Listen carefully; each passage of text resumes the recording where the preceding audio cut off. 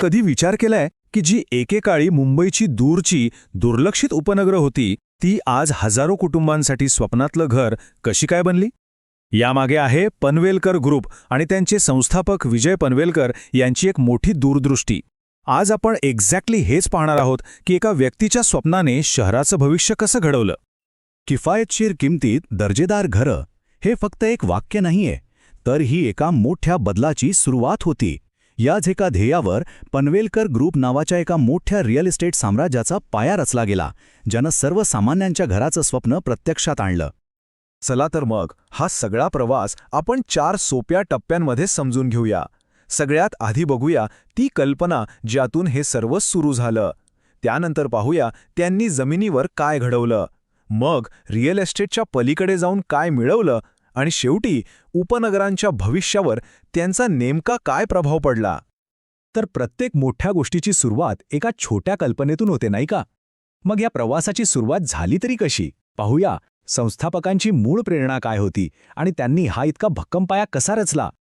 ही गोष्ट आहे 1991 सालची. विजय पनवेलकर यांनी एक स्वप्न पाहिलं होतं, सामान्य माणसाला त्याच्या हक्काचं एक चांगलं दर्जेदार घर मिळवून देण्याचं. आणि हे स्वप्न पूर्ण करण्यासाठी त्यांनी बदलापूर आणि अंबरनाथ सारख्या त्यावेळच्या वेगाने वाढणाऱ्या उपनगरांची निवड केली, कारण तिथेच घरांची खरी गरज होती. आता पनवेलकर ग्रुपचं वेगळं पण होतं व्हॅल्यू बेस्ड हाऊसिंग ह्या एका संकल्पनेत. म्हणजे नक्की काय? तर याचा अर्थ फक्त स्वस्तात घर विकणं नव्हता, तर परवडणाऱ्या किमतीत उत्तम दर्जा, पूर्ण पारदर्शकता आणि सगळ्यात महत्त्वाचं म्हणजे ग्राहकांचं समाधान देणं. ह्याच तत्वामुळे त्यांनी लोकांचा विश्वास जिंकला.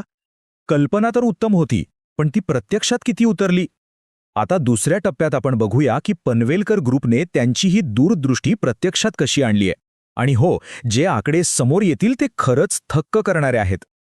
80पेक्षा जास्त हा फक्त एक आकडा नाही आहे. याचा अर्थ आहे 80पेक्षा जास्त ठिकाणे हजारो कुटुंबांची स्वप्न प्रत्यक्षात आली. इतके प्रकल्प यशस्वीपणे पूर्ण करून पनवेलकर ग्रुपने त्यांची वचनबद्धता सिद्ध केली आहे. आणि हे प्रकल्प पसरलेत तरी किती जागेवर? तब्बल 67 लाख चौरस फुटांपेक्षा जास्त. म्हणजे विचार करा, कितीतरी मोठी फुटबॉलची मैदानं एकत्र केल्यासारखं आहे. इतक्या मोठ्या जागेवर त्यांनी घरं आणि एक चांगलं समाजजीवन उभं केलं. पनवेलकर इस्टेट, प्रेस्टीज आणि हाईट्स ही नावं तर त्या भागाची ओळख बनून गेली आहेत. ह्या फक्त इमारती नाहीयेत, तर ही आधुनिक जीवनशैली आणि उत्तम कनेक्टिव्हिटीची हमी देणारी ठिकाणं आहेत. पण पनवेलकर ग्रुपची गोष्ट फक्त घरं बांधण्यापुरती मर्यादित नाही. त्यांनी आपली स्वप्न आणि कौशल्य रिअल इस्टेटच्या पलीकडेही नेलं. पाहूया त्यांनी इतर कोणत्या क्षेत्रात आपला ठसा उमटवलाय. बघा, घर बांधण्याचं जे कौशल्य होतं तेच त्यांनी लक्झरी रिसॉर्ट्स, बँक्वेट हॉल्स आणि पायाभूत सुविधांमध्येही वापरलं. या धोरणामुळे झालं काय की व्यवसायाचा विस्तार तर झालाच, पण लोकांच्या जीवनशैलीच्या इतर गरजाही पूर्ण होऊ लागल्या. आणि या सगळ्या यशामागे आहे एक जबरदस्त जोडी.